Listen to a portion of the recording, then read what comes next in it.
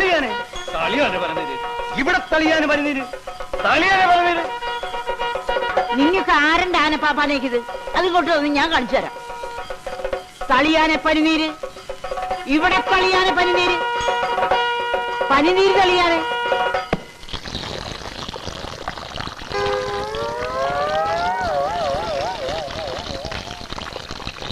പനിനീരും തെളിച്ച് പിണ്ടവും വെച്ചു. ഇപ്പൊ ഉമ്മറും മെനകേടായപ്പോ നമുക്ക് സമാധാനമായല്ലോ. എടോ, ഈ പിണ്ടൊക്കെ വേഗം ഇവിടുന്ന് കോരി കളഞ്ഞോ, ഇല്ലെങ്കിൽ ചേട്ടൻ വന്ന് കണ്ടാ മതി, തിന്നുകളയും. നിന്റെ ചേട്ടൻ ആനപ്പിണ്ടല്ലേ നില്ലണത്, ഒന്ന് പോടാ അവിടുന്ന്. നീ പഠിപ്പിക്കറ തളിയാനെ പനിനീര്, അങ്ങോട്ട് തളിയാനെ പനിനീര്.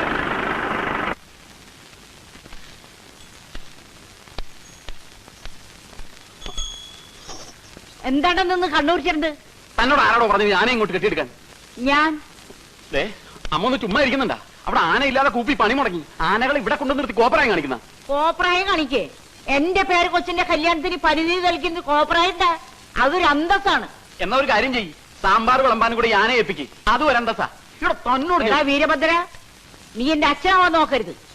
ആനപ്പാറയിലാന പനിനീര് തെളിക്കണോ സാമ്പാർ വിളമ്പണോന്ന് ഞാനാ തീരുമാനിക്കുന്നത്. പോടാകത്ത് കേറി പോടാകത്ത്. തളിയാനെ പറഞ്ഞത് തളിയാനെ പനിനീര്, ഇവിടെ തളിയാനെ പനിനീര്. ഏട്ടൻ ഇവിടെ ഉണ്ടായിട്ടാണ് അമ്മയെ കൊണ്ട് തോന്നിയാസൊക്കെ ചെയ്യിക്കുന്നത്. 10,000-കണക്കിന് ആളുകൾ കൂടുന്ന ഒരു കല്യാണമാണ്, അതിന്റെ കൊത്ത നടുക്ക് 2 ആനയും.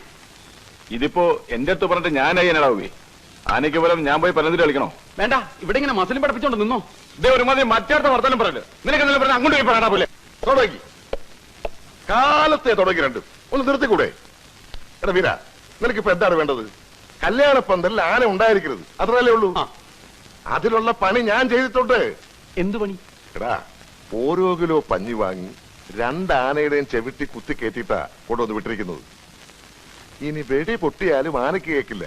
പിന്നാണോ പനിനീര് തെളിയാനെ പനിനീര് തെളിയാനെ പറഞ്ഞു തൊണ്ടയിലെ വെള്ളം പറ്റുമ്പോ അമ്മ തന്നെ പറഞ്ഞ് വിട്ടോളൂടാ. എങ്ങനെയുണ്ട് ഐഡിയ? കൊള്ളാം കൊള്ളാം കൊള്ളാം. ആനയുടെ ചവിട്ടില് മാത്രമല്ല, നിന്റെ അമ്മയുടെ ചവിട്ടിലും വെക്കണ പഞ്ഞി. ഇതേ ഒരു കാര്യം ഞാൻ പറഞ്ഞേക്കാം, അമ്മയില്ലാത്ത ഒരു കൊച്ചന്റെ കല്യാണ ഇത്. പന്തലില് ആനയെന്നല്ല അമ്പാരിയും വെടിക്കെട്ടും ഒക്കെ ഉണ്ടാവും. നല്ല മനസ്സുള്ളവര് മാത്രം അവിടെ നിന്നാ മതി, മനസ്സിലായ?